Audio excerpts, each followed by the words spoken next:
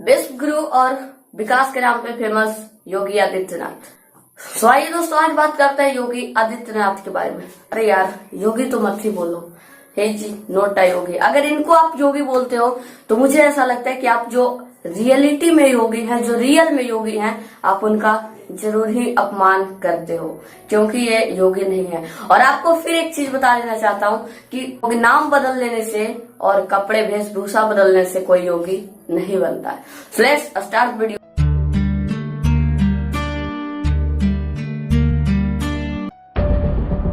दोस्तों, पहले तो ये अपने आप को राम का भक्त बनाते, स्वयं राम बताते हैं, स्वयं भगवाधारी बताते हैं। अब आपकी इनकी कहानी बताता हूँ। दोस्तों, इनका जन्म होता है उत्तराखंड में। इनका रियल नाम जो है दोस्तों वो है अजय सिंह बिष्ट। अजय सिंह बिष्ट के नाम से ये पले बड़े बड़े हुए, लेकिन कुछ मिल नहीं रहा था। और उत्तराखंड में जहाँ के जंगल है, लेकिन राम का नाम लेते हैं, तो हमें ये समझनी चाहिए कि राम जो थे वो ऐसो आराम को छोड़कर, अयोध्या को छोड़कर जंगल गए थे। बट ये जो थे ये जंगल को छोड़कर अयोध्या आए थे। मतलब उत्तराखंड में जंगल होती है, वहां से ये छोड़कर आए हैं अयोध्या जैसे धाम, यानी कि उत्तर प्रदेश में राज करने के लिए। सो ये तो बात साफ होता है कि ये कोई योगी नहीं है और राम भक्त नहीं है, बस यूं ही मजाक उड़ाया जाता है। इनका नाम और काम दोनों ही ऐसा है। नाम बदल लेने से कोई योगी नहीं बनता है। और दोस्तों, जो भी लोग मोदी भक्त हैं उनको ये वीडियो में बहुत ही बुरा लगेगा। सो लगनी चाहिए, क्योंकि मेरा ऐसा कोई टॉपिक नहीं होता है जिसमें लोगों को बुरा ना लगे और कोई आवाज ना उठाने की चेष्टा करे, क्योंकि मैं बात करता हूँ सच्चाई के ऊपर। और सच्ची बातें हमेशा ही कड़वी होती है, चाहे वो किसी के लिए भी हो, किसी के ऊपर भी हो। अब बात करते हैं कुछ ऐसी बातें दोस्तों। जब मोदी सरकार जब आई थी तो डेवलपमेंट के नाम पे खूब वोट लूट ली, आवाज भी लूट रही है सभी से। लेकिन आते के साथ ही उसने ऐसा कहा था कि अगर मेरी सरकार आई और अगर मैं आ गया प्रधानमंत्री में बना, तो इस देश में जितने भी एमएलए चुनकर जाते हैं, एमपी चुनकर जाते हैं, और जो भी लोग चुनकर जाते हैं नेशनल असेंबली में, उनकी चेकिंग होगी कि उनके ऊपर कोई केस तो नहीं है। अगर कोई केस है तो उसके लिए अलग ही कोर्ट बनाया जाएगा और उस पर कार्रवाई करवाई जाएगी और जल्द से जल्द उन लोगों को जेल में डाला जाएगा। जब चुनाव का नतीजा आएगा, नई सरकार बनेगी, नई सरकार के बाद ये जितने पार्लियामेंट के चुनाव लड़ने वाले लोग हैं, जिन्होंने अपने फॉर्म भरे हैं, उन फॉर्म में उन्होंने लिखा है किसने कितना गुनाह किया है, किस पर कितने केसेस चलते, सब है ना, आता है ना खबरों में। मैं पहला एक कमेटी बनाऊंगा और मैं कहूंगा जो जितने आज जीते हैं, जरा किस किस पर कौन कौन से गुनाह जरा निकालो।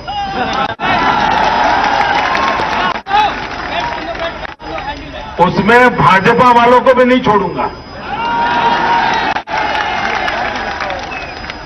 एनडीए वालों को भी नहीं छोड़ूंगा,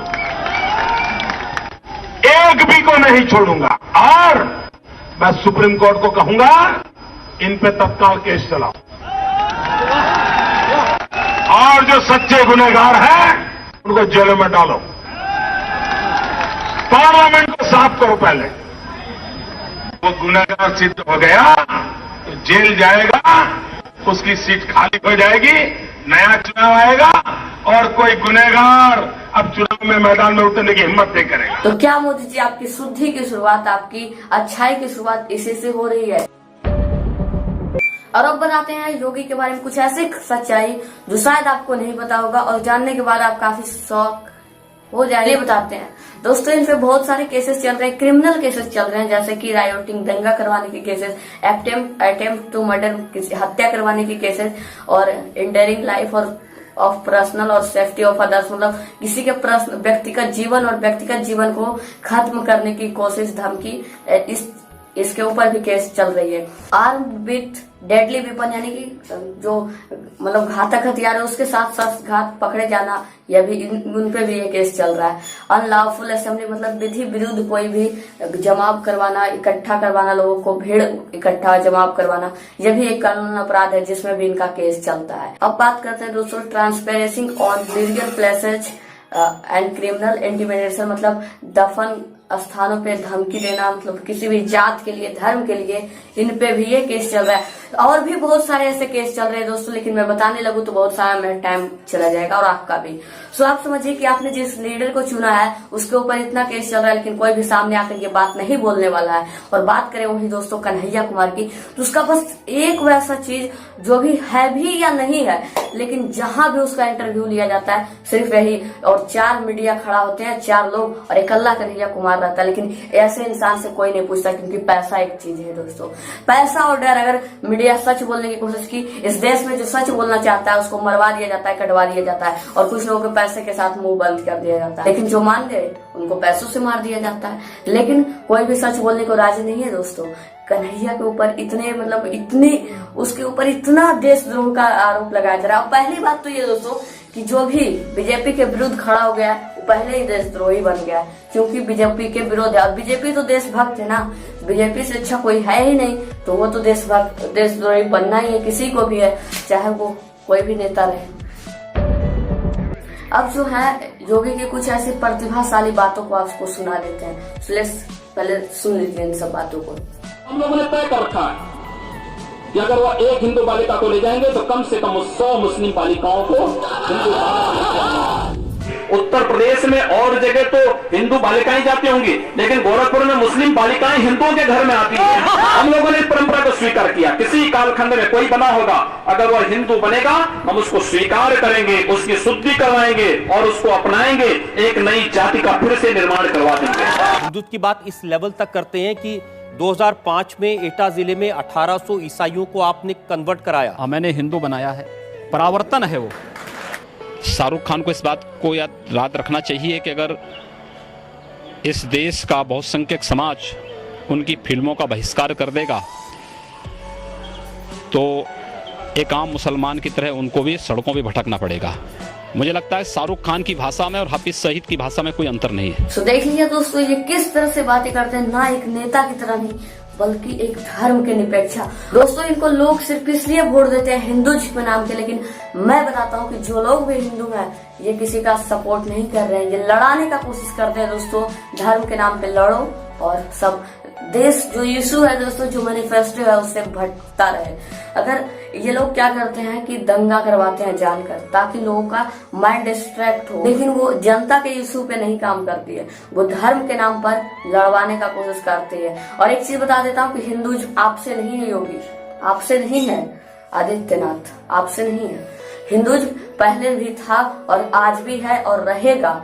आप इसके कोई है नहीं, बस दिखावा मत कीजिए, करना है तो सच्चे धर्म से निष्ठा से कीजिए और धर्म के नाम पे लड़वाना बंद कीजिए। क्योंकि आज छोटा बच्चा भी पैदा होता है तो कहता है तू हिंदू है तू मुसलमान है, बट ये बहुत ही गलत बात है कि ऐसा होता है। ये देश है दोस्तों, ये सिर्फ हिंदू से नहीं बना है, बल्कि इंडिया जो है वो टीके लगाने वाले से भी, टोपी पहनने वाले से भी, क्रिश्चियन से भी बना है। यानी कि बहुत सारे धर्म है जो इस देश में उत्पत्ति हुई थी। हिंदू भी है यहाँ, मुसलमान भी है, क्रिश्चियंस भी है, और सब मिलके ही तो हिंदुस्तानी बनते हैं। लेकिन ये बात लोग क्यों नहीं समझ, फूट डालो राज करो वाला बात जो है वो कहीं ना कहीं अंग्रेज की नीति अब हमारे सरकार ला रहे हैं, और यह सवाल हमें पूछनी चाहिए। दोस्तों 2015 में तो इनको यह भी कहना है कि जो लोग योगा को अपोज करते हैं, अगेंस्ट है उसके, वो देश छोड़कर चले जाए। ये कैसा नियम हुआ भाई कि अगर आप योगा नहीं मानते हो, नहीं करते हो, तो आप देश छोड़कर चले जाओ। मतलब आप जो कहे वो हम करें तो देश में, नहीं तो हम जाए बाहर। ये कौन सा नीति हुआ? ये बता रहे हैं दोस्तों कि जो शाहरुख खान है वो हाफिज सईद के बराबर है। समझिए कि जो स्टार इतना स्ट्रगल करके उभरता है उसको ये लोग ऐसे बात करते हैं, जो कि बहुत ही उभरा पूर्ण स्टार है, जो कि बहुत नीचे तबके से आते हैं, लेकिन अपनी लाइफ के, अपनी मेहनत के बदौलत यहाँ तक पहुंचते हैं। उसके बाद भी ऐसे लोग उनका कंट्रोवर्सी मतलब क्रिटिसाइज करते हैं। लेकिन आपको ये भी बता देना चाहता हूँ कि ये क्रिमिनल नहीं थे और ना ही क्रिमिनल होंगे आपके तरह जो मार काट करके सीएम की कुर्सी पर बैठे हैं, बल्कि अपनी मेहनत से एक्टिंग के दुनिया में छाए हैं और आप इसे हाफिज सईद बोल रहे हो। और दोस्तों एक बात बताता हूँ कि गोरखपुर में जो 2007 में जो रायोटिंग हुआ था उसके तहत इनको अरेस्ट भी किया गया था, रायोटिंग को करने के लिए और उकसाने के लिए लोगों को। समझिए ऐसे ऐसे इंसान को आप प्रमोट कर रहे हो और अपने आप को बहुत ही अच्छा मान रहे हो। आप अपने नेता को चुनिए, लेकिन अच्छे नेता को चुनिए। एक वो पार्टी है जिसको आप खूब विरोध करते हो बात बात पर, एक वर्ड गलत बोलने पर, और एक नेता जो क्रिमिनल कैसे जो है उसके ऊपर मारघात करने वाले पे भी आप कुछ नहीं बोलते हो, क्योंकि बीजेपी का जमाना है, आरएसएस का जमाना है। आप क्यों नहीं कुछ बोलते हो? आप बोलिए, आपको बोलने का पूरा अधिकार है। आप क्यों नहीं खड़ा होते ऐसे लोग के खिलाफ? क्या अब क्रिमिनल राज करेंगे हमारे सत्ता पे?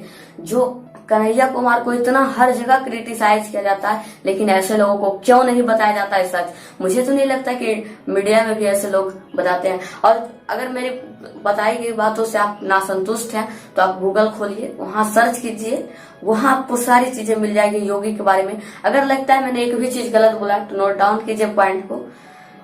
सो आशा करूंगा आप अपने नेता को देखेंगे एक बार गौर कर। सो जय हिंद और वंदे मातरम। कोई ऐसा कटाक्ष करने का मन नहीं करता या आदत नहीं है, बल्कि हम सच्चाई को दिखाना चाहते हैं, अंधभक्ति से पर्दाफाश करना चाहते हैं, हम यही दिखाते हैं। हम लोग अंधभक्ति से पर्दा उठाने का कोशिश करते हैं, जो मीडिया ना करे वो शायद जो कुछ ऐसे लोग हैं उभर कर आते हैं शायद वो कर ले। सो जय हिंद और वंदे मातरम।